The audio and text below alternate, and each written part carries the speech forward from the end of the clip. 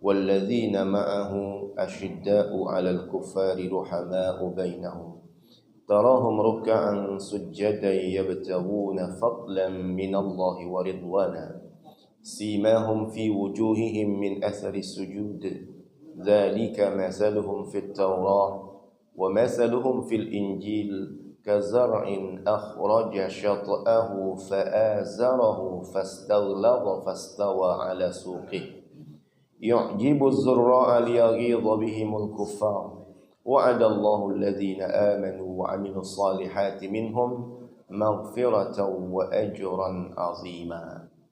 Segala puji adalah milik Allah yang telah mengutus utusannya dengan membawa hidayah petunjuk, ilmu yang bermanfaat dan agama yang benar, amal yang saleh, supaya dimenangkan ia menghadapi seluruh pemeluk agama yang ada. Dan cukuplah Allah sebagai saksi atas kerasulannya dan sebagai penolong bagi orang yang diutusnya.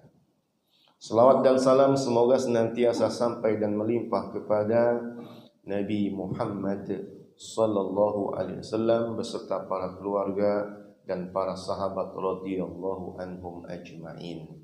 Saudara-saudara yang dirahmati Allah Subhanahu wa taala, pagi hari ini kita akan mentadaburi dengan membaca tafsir daripada surat Al-Fath, surat ke-48 ayat 28 dan 29, yaitu dua ayat terakhir dari surat ini, mengambil munasabah kesesuaian dengan apa yang sedang diingat oleh umat Islam, ya, meskipun baru saja berakhir bulan Rabiul Awal dan sudah masuk pada bulan Rabiul Akhir.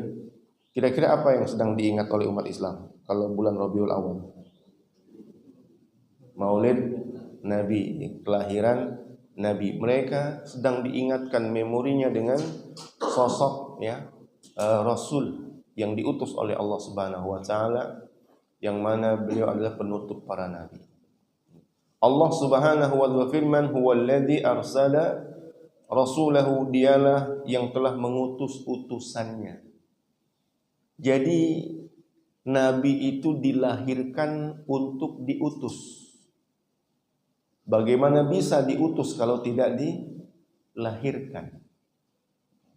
Dan nabi diutus untuk menyampaikan ilmu dan amal, menyampaikan hidayah, petunjuk dan amal yang saleh. Lalu bagaimana nabi melakukan satu buah kegiatan yang bisa menghadirkan ilmu, kegiatan yang bisa mendatangkan amal, yaitu dakwah dan taklim. Karena tidak ada satu nabi pun yang diutus oleh Allah kecuali nabi-nabi itu akan memulai satu kegiatan dengan masyarakat kaum yang ada di sekitarnya, yaitu dengan mengajak mereka sekaligus mengajarkan mereka. Karena kalau seseorang manusia tinggal di hutan sendiri tanpa orang tua, tanpa lingkungan yang baik, bicara makan dia bisa makan, bicara minum dia bisa minum, ya. Bicara ibadah juga mungkin dia bisa ibadah, tetapi masalahnya apakah makan dan minumnya benar? Apakah ibadahnya juga benar? Katakanlah Tarsan, ya, yang hidup di dalam hutan. Kalau dia salah makan, paling-paling mencret, paling-paling sakit perut, ya. Kalaulah dia salah minum, paling-paling diare, yang waktunya tak begitu lama, sakitnya tak begitu parah. Tetapi kalau seseorang salah dalam beribadah, maka ini merupakan kesalahan yang sangat fatal sekali. Oleh karena itu, untuk masalah makan minum, mungkin kalau nggak ada utusan yang mengajarkan, itu tidak terlalu bermasalah. Tetapi kalau masalah ibadah, tidak ada utusan yang datang, maka dia menjadi masalah besar. Saudara-saudara yang dirahmati Allah Subhanahu wa taala, karena sebenarnya ibadah itu ibarat makan dan minum, itu sudah selalu ada dalam naluri manusia. Ya. Hubungan seksual tanpa diajari dia bisa.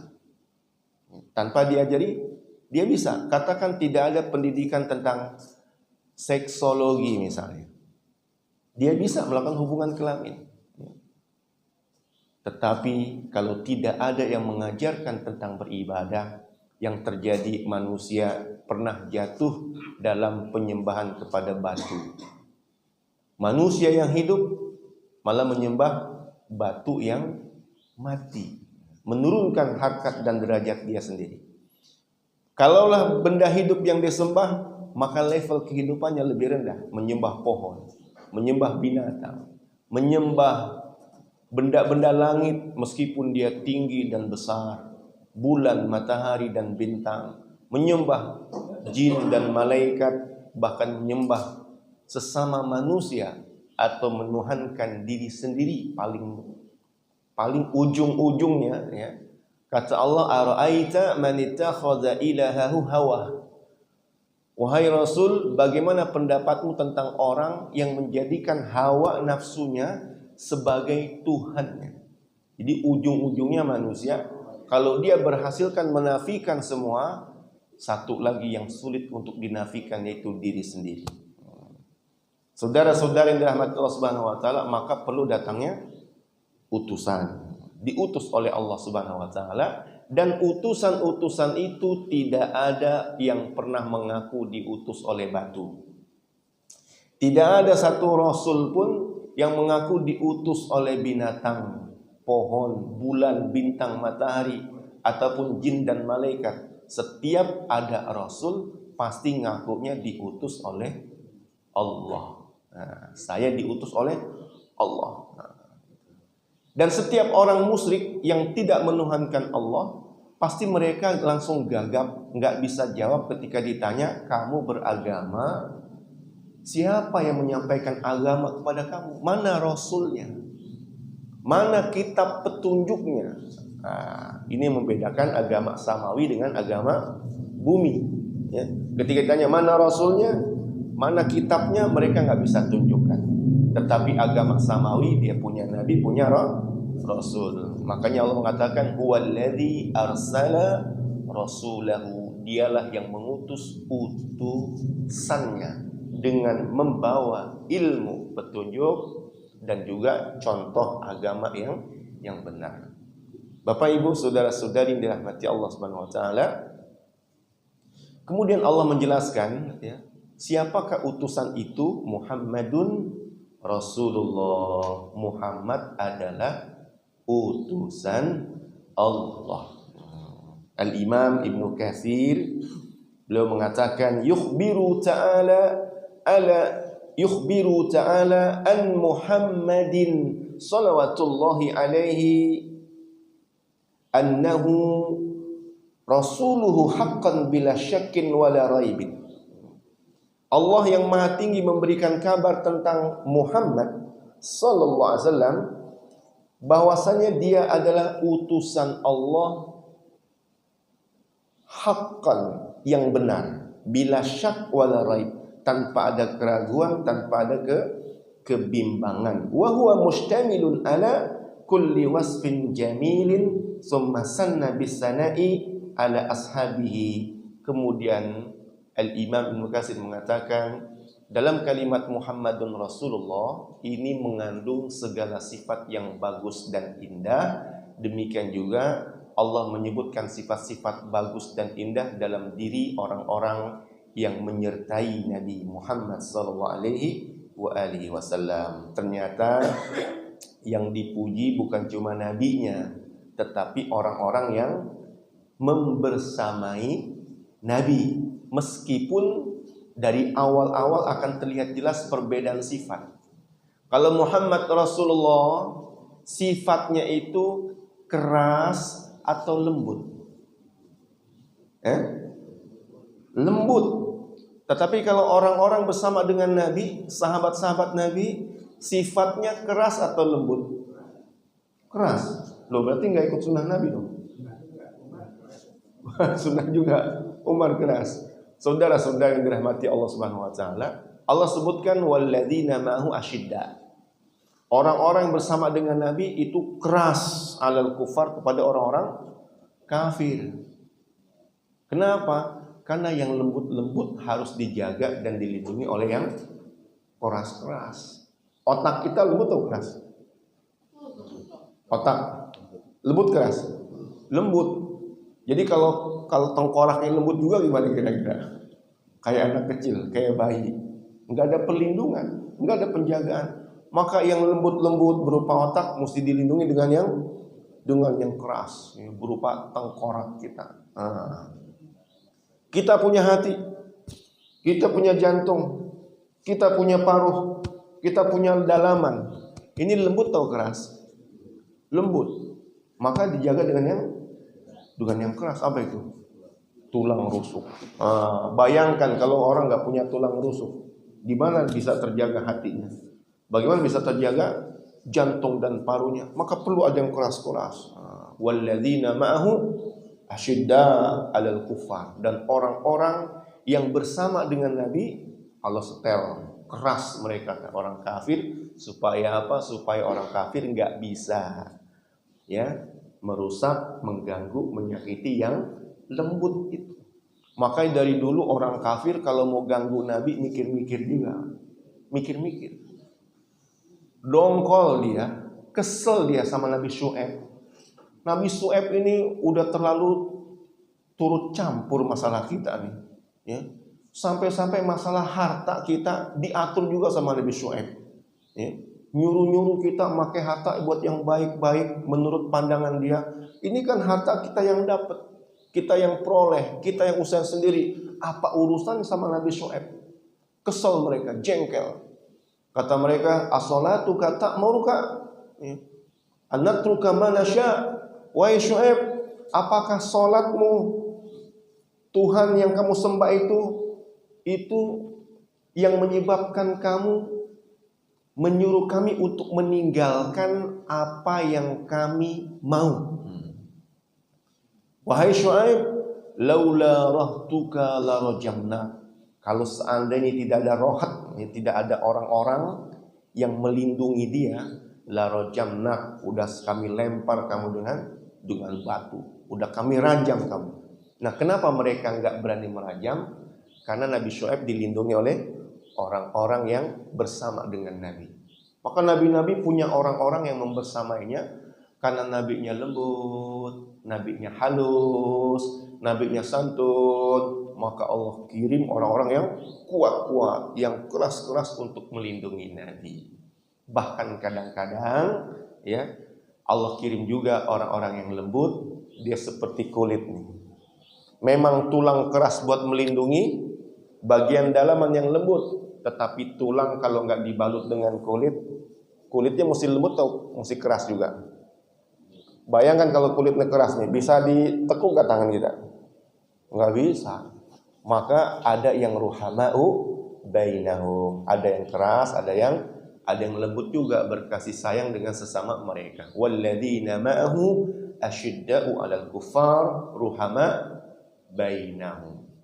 Maka ada Abu Bakar yang lembut, ada Utsman yang pemalu, tapi ada juga Umar yang keras dan tegas, ada juga Ali yang pemberani dan gagah perkasa sebagai pelindung Nabi Muhammad SAW.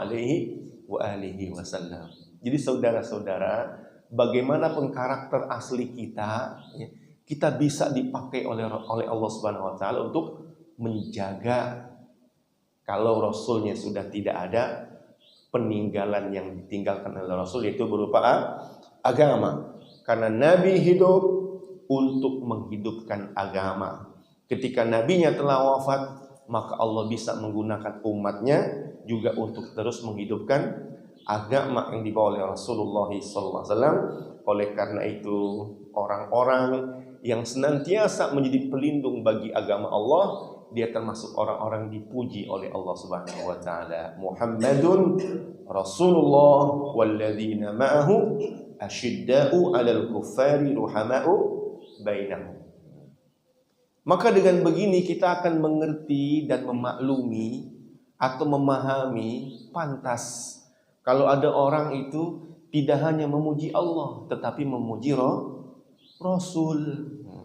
Bukan cuma Allah yang dipuji, tetapi Rasul yang dipuji. Kenapa? Karena Allah pun suka memuji kepada Rasul.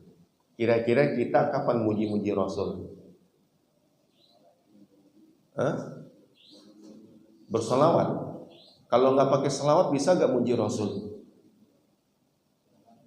Coba Pak, kira-kira siapa yang suka muji Rasul tanpa selawat?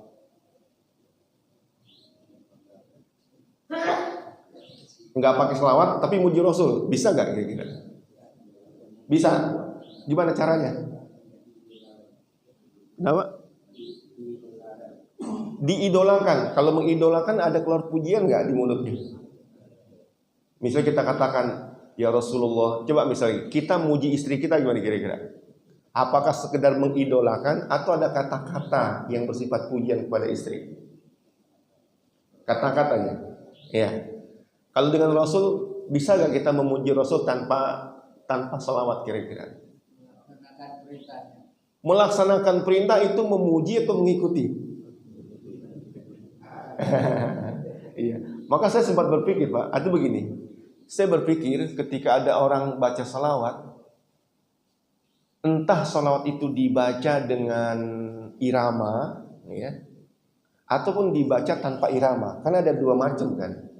Biasanya kalau para guru, para ustadz, kiai atau muallim, mereka kesempatan muji-muji Rasul itu dalam muqaddimah.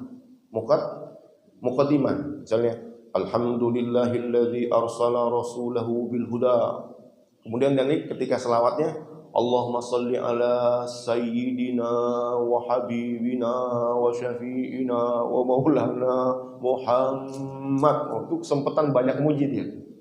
Bukan cuma selawat doang, tetapi ada pujian dan enak didengar kayak itu kalau para guru. Para guru kalau di lagi muqaddimah pas selawatnya dipuji-puji Nabi. Sayyidul anbiya wal mursalin, afdalul makhlukin, khatamun nabiyyin, itu pujian semua tuh Pak. Dan enak didengar ketika muqaddimah, ketika ustaz, kiai, semua ustaz. Ya, semua ustaz. Rata-rata kalau dia bikin kitab atau dia menyampaikan pengajian, enggak cukup dengan sholawat, tetapi pasti ditambahin puji-pujian. Sampai-sampai mohon maaf. Kalau terkesan itu ustaz itu mah nggak suka sholawatan. Suka ada kalimat kayak gitu. Itu mah kelompok itu nggak suka sholawatan. Tetap aja kalau lagi muqaddimah ketika berselawat pasti ada pujian di situ. Dengerin ya ceramah-ceramah. Pasti dia ngarang-ngarang juga.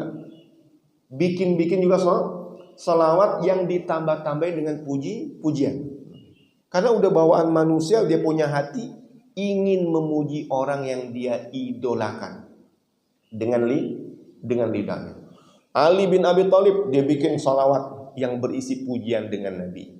Abdullah bin Mas'ud dia bikin selawat yang berisikan pujian kepada Nabi.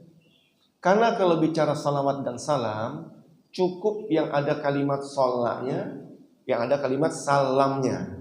Misalnya sallallahu alaihi wasallam, ada sholla, ada salam. Atau Allahumma sholli alaihi wasallim, ada sholli, ada salim. Kalau bicara salawat cukup ada kalimat itu. Kalau nggak ada kalimat itu bukan sholawat. Meskipun emak-emak di kampung bilangnya sholawatan. Karena bagi emak-emak asal bahasa Arab, asal berlagu itu sholawatan. Iya nggak sih? Ya. Emak-emak baca Rabbana zolamna anfusana misalnya, wa illam taghfir lana wa tarhamna lanakunanna minal khasirin. Dia bilang apa? Sholawatan.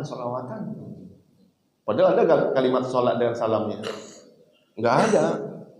Rabbana zolamna anfusana wa illam taghfir lana wa tarhamna lanakunanna minal khasirin. Enggak ada kalimat salawat.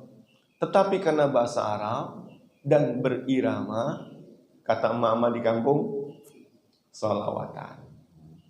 Kalau kata bapak-bapak sama juga mirip. Asal bahasa Arab, asal berlagu, dibilangnya salawatan. Ya Rabbi bil Mustafa balligh maqasidana waghfir lana ma madha ya wasi'al karami. Kata bapak selawatan. Cek. Ada nggak selawatnya di situ? Ya Rabbi bil Mustafa balik maqasidana waghfir lana ma madha ya wasi'al karam. Mana selawatnya? Mana salamnya? Itu bukan salawatan, karena nggak ada salawat dan salam. Yang disebut salawat dan salam ada salat dan salamnya. Tetapi yang nggak kalah menarik anak-anak muda sekarang, Gen Z, ya, asal bahasa Arab, asal berlagu selawatan. Meskipun itu lagu percintaan antara remaja dan remaji, top misalnya gitu. Yang penting bahasa Arab dan berlagu. Bapak Ibu saudara-saudari yang dirahmati Allah Subhanahu wa taala, sebenarnya salawat dan salam itu yang ada kalimat salat dan salamnya. Nah, gitu. Tetapi saya bisa memaklumi sekarang bahwa kalau cuma pakai Muhammad saja nggak ada puji-pujiannya, kayak kurang resep di sini. Kurang resep. Allahumma sholli ala Muhammad wa ala ali Muhammad. Mana pujiannya kepada Rasulullah sallallahu alaihi wasallam? Maka orang-orang yang pandai bahasa Arab, dia bikin puji-pujian kepada Nabi karena Allah suka memuji. Kemarin waktu viral penyakit Covid, apa yang viral selawatan? Di sini viralnya apa Pak selawatannya ketika lagi penyakit Covid? Pernah dengar gak kayak begini? Allahumma sholli ala sayyidina Muhammadin tibbil qulubi wa dawaiha. Pernah dengar gak sih? Tibbil qulub. Ya kan? Banyak orang baca itu dalam kondisi menyebarnya penyakit Covid. Kenapa? Karena dengan teringat penyakit, di saat hati menjadi takut dan gelisah, begitu menyebar penyakit itu sampai orang pun gak berani datang ke masjid. Dalam keadaan seperti itu pasrah, orang gak merasa cukup dengan salawat pada Nabi kecuali dengan memujinya. Ya Allah, sampaikan salawat dan salam kepada Nabi Muhammad tibbil qulub, dokter hati dan obat penyembuhnya, ya. Kalau orang sakit meriang ada obatnya enggak? Penyakit malaria ada obatnya enggak? Ada. Kalau malah rindu ada obatnya enggak? Ada juga. Kalau rindunya dengan Rasulullah, apa obatnya? Menyebut namanya, memuji keindahannya, kebaikan akhlaknya, sehingga menjadi tenang hati, teringat dengan Rasulullah sallallahu alaihi wasallam. Saya jadi mulai mengerti, oh pantas orang-orang yang pandai-pandai itu cakep dia bikin salawat, dikasih puji-pujian kepada Rasulullah sallallahu alaihi wasallam. Anta syamsun anta badrun anta nurun fauqanuri, engkau bagaikan matahari. Nabi dipuji seperti matahari. Engkau bagaikan bulan purnama, cahayamu di atas cahaya yang lainnya. Ada cahaya lampu rumah kita yang lebih terang daripada matahari? Ada? Gak ada, ya. Cina yang bikin matahari buatan adu dengan matahari asli, lebih terang mana cahayanya? Yang asli. Ada cahaya rumah kita yang lebih terang daripada bulan purnama? Gak ada. Nurun fauqa nur, cahaya yang dibawa Nabi itu mengalahkan cahaya-cahaya yang ada di bumi. Maka orang memuji Nabi, yang nggak mau kalah tuh orang tuh, ya. Kalau RCTI dipuji, RCTI oke nggak RCTI? Oke katanya. Kalau SCTV Apa tadi? Satu untuk semua. Dulu matahari masih setengah, SCTP ngetop ketika naik matahari lengkap. Satu untuk semua. Nabi Muhammad ketika disifati sebagai rahmatan lil alamin, kafatan linnas, diutus untuk seluruh umat manusia, maka Nabi Muhammad diperumpamakan seperti matahari, satu untuk semua.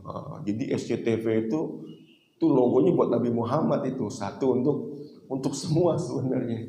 Kafatan linnas, maka ada puji-pujian dengan Rasulullah sallallahu alaihi wasallam. Bapak Ibu saudara-saudari yang dirahmati Allah Subhanahu wa taala, tapi bagi kita yang enggak pandai bahasa Arab, ya, kita mengakui kelemahan kita. Kita ini sangat susah memuji Rasul. Paling kita merasa cukup dengan selawat dan salam saja. Allahumma sholli ala Muhammad wa ala ali Muhammad. Kenapa? Karena enggak pandai kita memuji, maka cukup dengan berselawat dan salam. Tetapi kalau ada ulama-ulama yang pandai-pandai, maka dia tambahkan puji-pujian. Terasa enak di hati memuji Rasul sallallahu alaihi wasallam. Muhammadun Rasulullah, ya. Dan yang dipuji ternyata bukan cuma Nabi Muhammad, tetapi para sahabat juga dipuji para sahabat itu. Maka kalau ada orang membenci sahabat, ada orang mencela sahabat, ini dipertanyakan keimanan dia, dipertanyakan kebersamaan dia dengan Rasulullah sallallahu alaihi wasallam. Kenapa? Karena Allah saja memuji sahabat. Kenapa ente malah mencela sahabat? Sampai-sampai Imam Malik, ya, salah satu imam dari 4 mazhab, ya, ada Imam Hanafi, ada Imam Maliki, ada Imam Syafi'i, ada Imam Hambali. Imam Malik dia gunakan ayat yang kita baca di pagi hari ini untuk menghukumkan kafir kepada orang yang suka mencela sahabat Rasulullah sallallahu alaihi wasallam. Apa kata Imam Malik? Lihat ayat ini. Allah mengatakan zalika masalum fit Taurah wa masalum fil Injil. Perumpamaan sahabat disebut dalam Taurat, perumpamaan sahabat disebut dalam Injil. Mereka itu kazar'in, seperti benih yang ditanam oleh petani, akhraja syat'ah, lalu tumbuh tunasnya. Tumbuh tunas. Fa'azarahu, lalu menguat dari lemah menjadi menguat. Dari rebung yang bisa disayur karena lembut menjadi batang bambu, jadi penopang rumah, kuat. Akhraja syat'ahu fa'azarah fastaghlab, semakin kuat dia. Bambu kalau direndam di air sekian lama terus dikeringin lagi tuh, orang-orang kampung tuh kok awet-awet rumahnya tuh, bambunya nggak dimakan rayap, ya. Lebih kuat daripada rumah-rumah di perkotaan kadang-kadang. Itu memang begitu, kondisi bambu itu bisa menjadi sangat kuat. Fastaghlab fastawa ala suqi, bisa tegak berdiri di atas akarnya. Fastawa ala suqi yu'jibu zurra liyaghidha bihimul kufar, membuat senang orang yang menanam dan membuat jengkel orang yang dengki. Kira-kira Nabi yang membina iman sahabat, ketika sahabat berhasil, Nabi seneng gak kira-kira? Seneng. Tetapi siapa yang benci?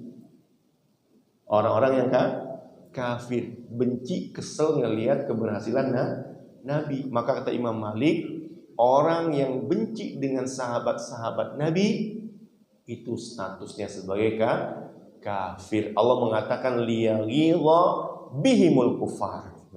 Allah bikin sahabat Nabi untuk membuat jengkel orang-orang yang di hatinya ada kekufuran.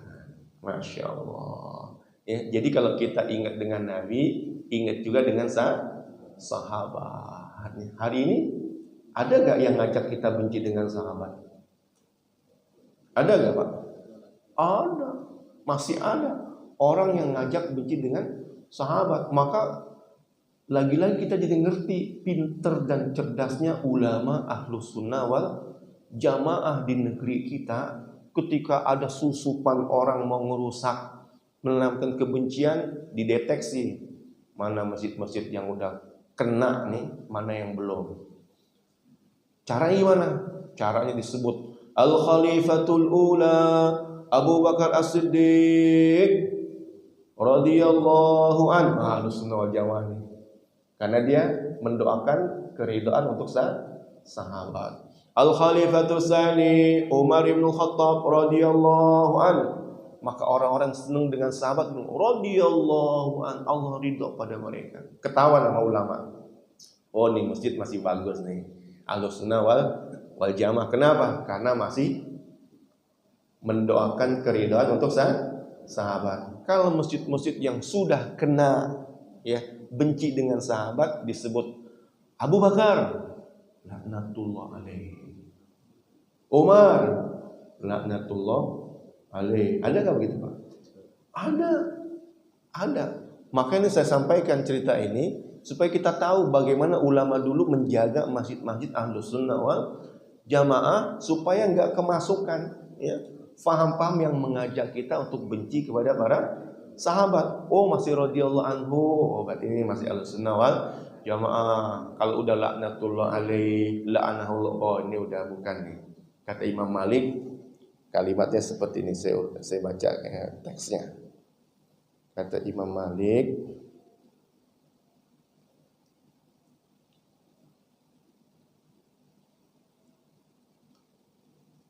wa min hazil ayati intaza al-Imam Malik rahimahullah fi riwayatin anhu bitakfiril rawafid alladzina yubghiduna sahabah. Dari ayat ini Imam Malik mendebat orang-orang yang suka mencela sahabat Nabi, yaitu kaum rawafid.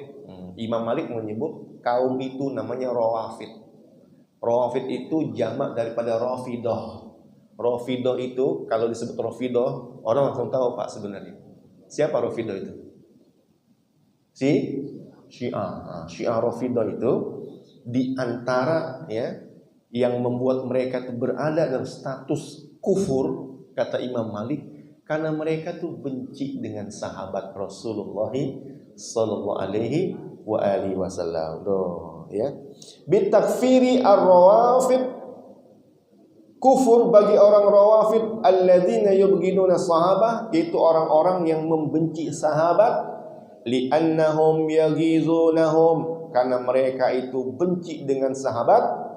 Wa man ghaza as-sahabata fahuwa kafirun li hadzal ayah, dan siapa yang jengkel, kesel, benci dengan sahabat, maka dia statusnya sebagai orang yang kafir. Karena Nabi mengatakan, la tasubbu ashabi, jangan kalian caci sahabat-sahabatku, jangan kau caci sahabat-sahabatku. Fawalladhi nafsi biyadi, demi zat yang jiwaku berada di tangannya, lau anna ahadakum anfaqa misla uhudin zahaban, seandainya kalian berinfak emas sebesar gunung Uhud, ma adraka mudda ahadim wala nasifahu, tidak akan bisa mengimbangi infaknya sahabat Nabi meskipun hanya dengan satu ciduk tangan korma saja. Bayangin Pak, emas segede gunung yang kita infakin ditakar, ditimbang dengan korma yang diinfakkan sahabat cuman satu ciduk tangan, itu lebih berat yang punya sahabat. Maka enggak pantas kita kalau mencela para sahabat Nabi sallallahu alaihi wasallam. Maka atas nama apapun ya, kita diajak bergerak dalam satu gerakan atas nama Islam, lihat gimana sikap orang itu dengan sahabat. Kalau sikapnya mengagungkan, memuliakan, menghormati Ahlus Sunnah wal Jamaah. Tapi kalau udah mulai nyindir-nyindir sahabat, kemudian mencela-cela sahabat, berarti dia bukan dari golongan Ahlus Sunnah wal Jamaah. Saudara-saudari yang dirahmati Allah Subhanahu wa taala. Kemudian ciri yang kedua dalam Al-Qur'an, tarahum ruk'an sujada. Kamu lihat sahabat Nabi itu banyak rukunya, banyak sujudnya. Atas nama lembaga dakwah. Wah, dakwah nih. Melembaga lagi nih. Bukan pribadi-pribadi nih. Lembaga dakwah Islam. Wah, dakwah Islam lagi nih. Menarik gak kira-kira? Dakwah Islam nih. Tambah lagi misalnya internasional. Lembaga dakwah Islam internasional, ada I-nya di belakang. LD, lembaga dakwah Islam internasional atau Indonesia itu kalau kepanjangan itu? Indonesia ya, bukan internasional kan? Internasional kali. India, lembaga dakwah Islam India, mau Indonesia, mau internasional, mau Inggris. Kalau perilakunya dengan sholat bisa dilihat. Dia bilang sholat nggak wajib. Dia bilang nih sholat nggak wajib. Sholat mah kita nih fase Mekah katanya. Fase Mekah nggak wajib sholat misalnya. Yang wajib ente setor. Gaji tiap bulan setor berapa persen? Katakanlah 10% misalnya. Kalau duit wajib. Kalau duit setor wajib. Kalau sholat nggak wajib. Ini tanda tanya besar. Kok atas nama dakwah tetapi memperlakukan sholat seperti itu? Gimana kira-kira Pak? Ada lembaga dakwah tetapi menjauhkan kita dari sholat. Tanda tanya besar. Kenapa? Karena sahabat Nabi tarahum ruk'an sujada. Kamu lihat orang-orang yang bersama dengan Nabi itu banyak ruku, banyak sujud, banyak mengerjakan sholat. Jadi lihat perilakunya dengan sholat. Kalau perilaku dengan sholat itu bagus, tenang hati kita. Oh iya, dia ngajakin saya untuk menjaga sholat. Ini ciri khas para sahabat Nabi. Ada dukun-dukun berpenampilan jubah, pakai peci, kasih amal zikir, kasih amal sholawat, kasih amal puasa. Kamu puasa 40 hari, kamu zikir sekian ribu kali. Ini kamu apa misalnya ini, doa ini dan doa itu. Tetapi ini dia tidak memperhatikan masalah sholat. Tanda tanya besar. Kenapa? Karena yang Allah sebut sebagai sifat terpuji dari orang-orang Islam di masa awal, tarahum ruk'an sujada. Jadi sholat tuh pertama dinilai, Pak, lihat ini orang sholat apa kagak nih. Gitu. Bahkan kalau ada orang bisa terbang di udara, jalan di atas air, ya, jangan cepet-cepet dibilang wali, ya. Lihat sholatnya gimana, sholat atau tidak. Gitu.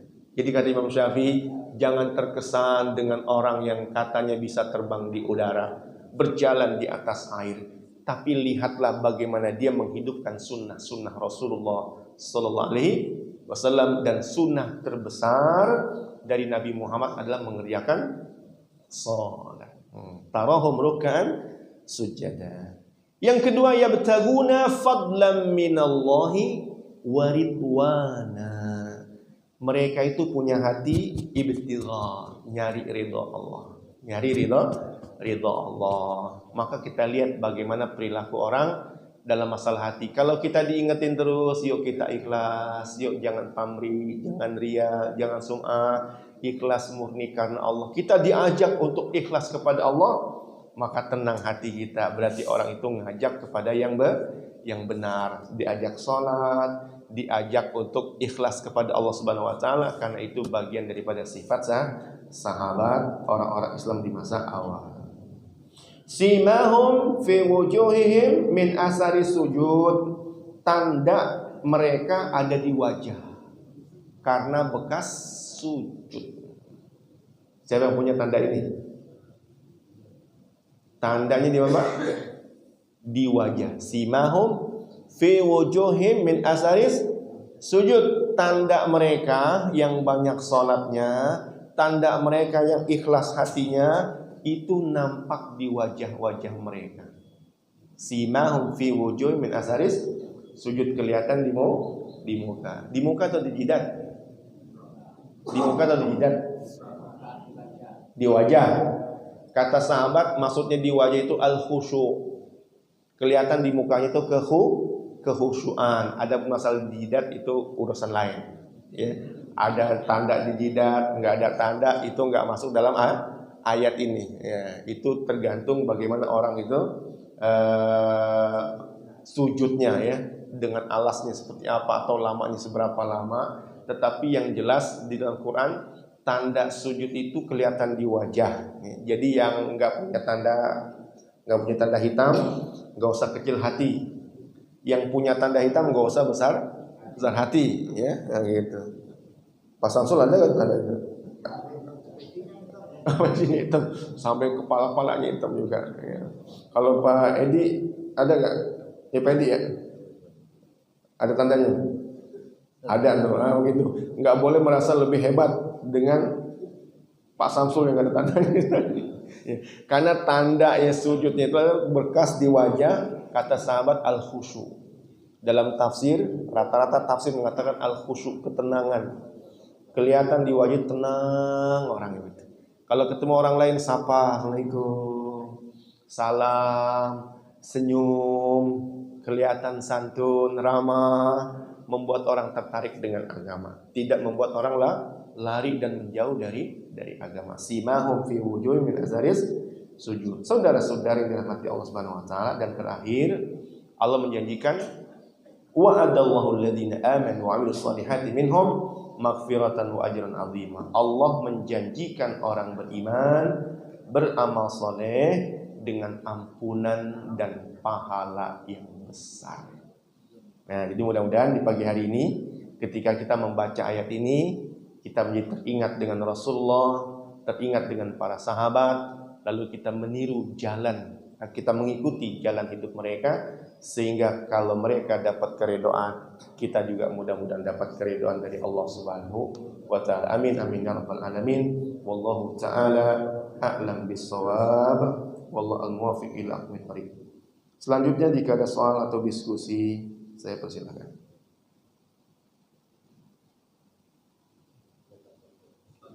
Iya, silakan.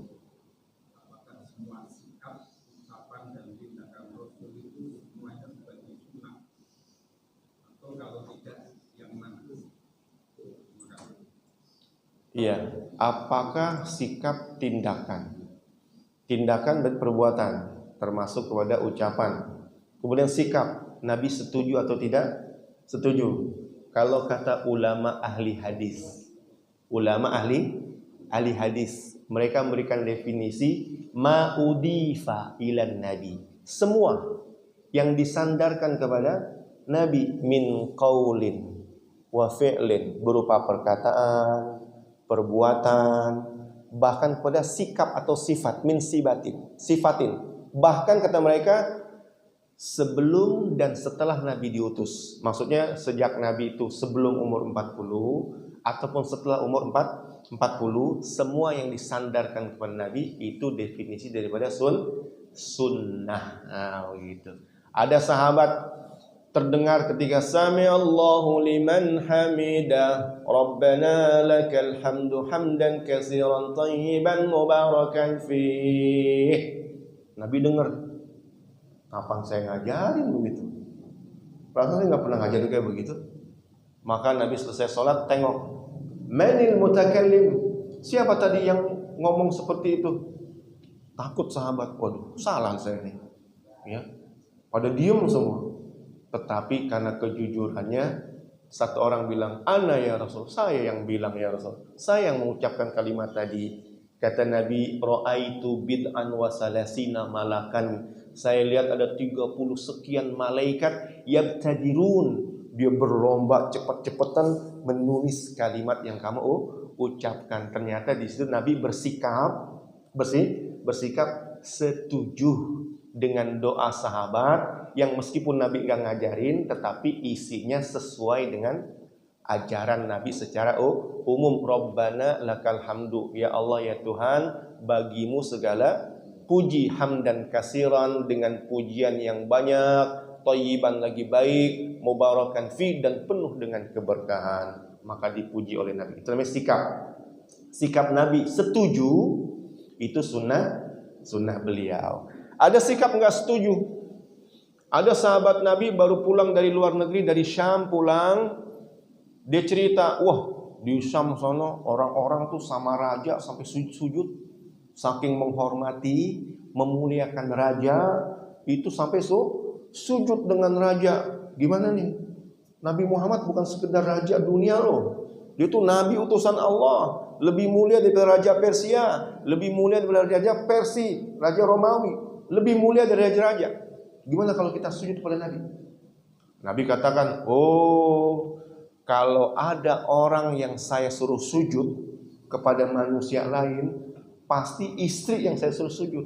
Bukan rakyat sujud dengan raja, tapi istri sujud pada suami. Tetapi berkait dalam Islam, sujud itu tidak boleh diberikan kecuali kepada Allah. Maka Nabi tunjukkan sikap tidak setuju. Jangan, nggak boleh, nggak boleh kalian sujud kepada aku. Begitu. Bahkan Nabi ingetin, jangan kalian puji aku berlebihan seperti orang Nasrani memuji Nabi Isa. Di mana letak berlebihannya? Ketika manusia dinaikkan statusnya jadi Tuhan, itu berlebihan. Jadi kalau memuji Nabi tidak sampai mengangkat Nabi sebagai Tuhan atau anak Tuhan, hanya sekedar Nabi bagaikan matahari, cahayanya terang, satu untuk semua. Nabi bagaikan rembulan, cahayanya sejuk, tidak menyengat, ya. Maka itu pujian yang tidak berlebihan, dibolehkan oleh para alim ulama. Boleh gitu. Ya. Jadi sikap Nabi setuju dan tidak setuju itu diantara sunnah. Lagi, Nabi dikasih sebuah daging, hidangan daging. Ketika Nabi mau makan, Nabi ngelihat Khalid bin Walid makan lahap banget. Enak banget kan makan nih. Gitu. Makan daging. Ketika dia mau makan, dibilang, "Ya Nabi, ini daging dog." Daging dog itu apa ya? Kadal gurun. Bukan domba, kadrun. Kadal gurun. Ya, bukan biawak yang kita tuh ke kali-kali makan bangke. Ya makan sayuran, daun-daun. Ya. Kata Nabi, saya nggak biasa makan ini. Nabi menunjukkan sikap menolak, tetapi nggak sampai mengharamkan. Jadi si Khalid dibiarin makan dengan lahapnya, tapi Nabi, saya nggak biasa makan kayak gini. Orang-orang di tempat saya nggak biasa makan kayak begini. Nabi meninggalkan. Nabi menunjukkan sikap nggak setuju, tapi hanya sebatas kepada makruh. Gitu. Jadi Nabi punya sikap, ada setuju, ya, ada tidak setuju. Kadang-kadang tidak setujunya haram, seperti sujud kepada manusia, atau makruh seperti tidak suka makan binatang yang menjijikan bagi dirinya, ya. Dan kadang-kadang setuju bisa menghukumkan wajib, ya.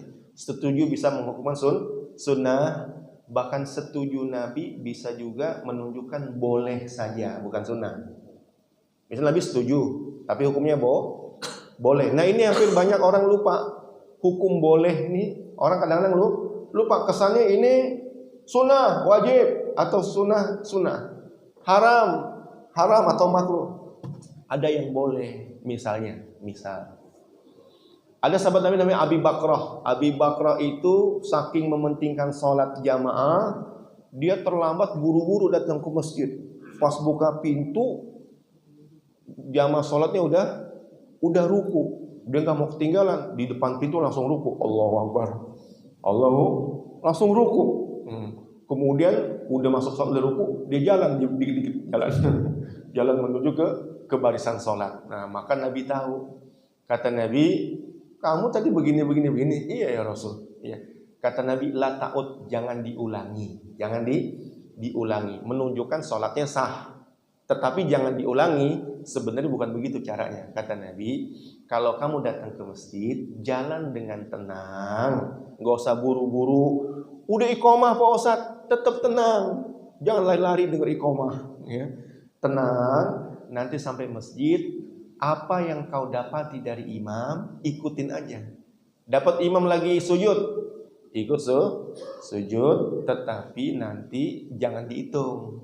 Jangan dihitung. Nanti imam selesai tambah 1 rakaat yang tertinggal. Kecuali kamu sempat dapat rukunya imam. Man adrakar ruku faqad adrakar rakaat. Siapa yang bisa mengejar rukunya imam? Datang ke masjid, masuk dalam barisan, imam udah ruku. Allahu Akbar. Nah, ditakbir. Allahu Akbar. Allahu Akbar. Dapat rukunya imam, dapat rakaatnya. Kalau dia baru Allahu Akbar, pas dia turun Allah, imamnya sami Allah, berarti nggak dapat ruku, berarti nggak hitung satu rakaat. Jadi kembali ke pertanyaan, apakah semua sikap Nabi juga dihitung sunnah? Iya, menurut ahli hadis, ma'udifa ilan Nabi. Semua yang disandar kepada Nabi, ucapan, perbuatan, sikap, bahkan sifat Nabi, qoblal bi'sah au ba'daha, sebelum diutus ataupun setelahnya, itu termasuk sunnah Nabi Rasulullah sallallahu alaihi wasallam. Allahu taala a'lam.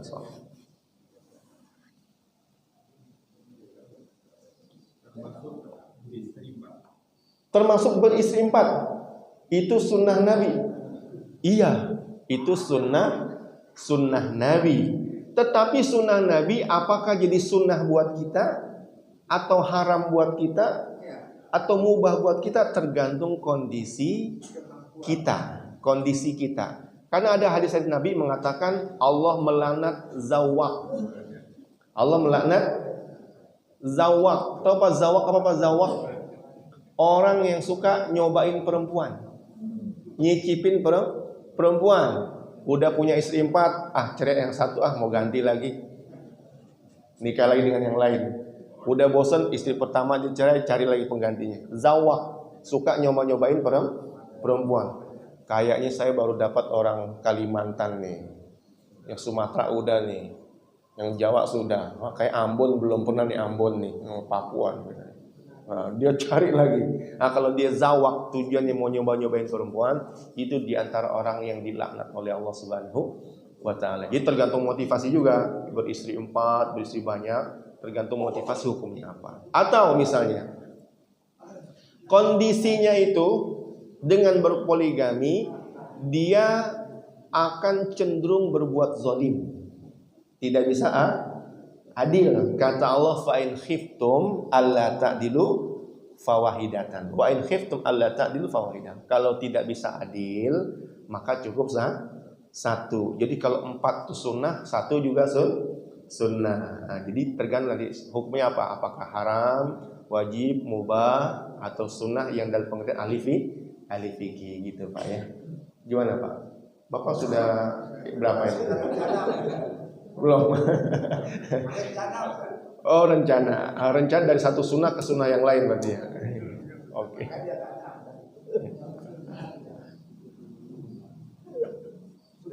Oke, cukup. Di jam 6 ya. Semoga Allah berikan taufik ya untuk menghidupkan sunnah Rasulullah sallallahu alaihi wasallam. Subhanakallahumma bihamdik, asyhadu an la ilaha illa anta, astaghfiruka wa atubu ilaik. Assalamualaikum warahmatullahi wabarakatuh.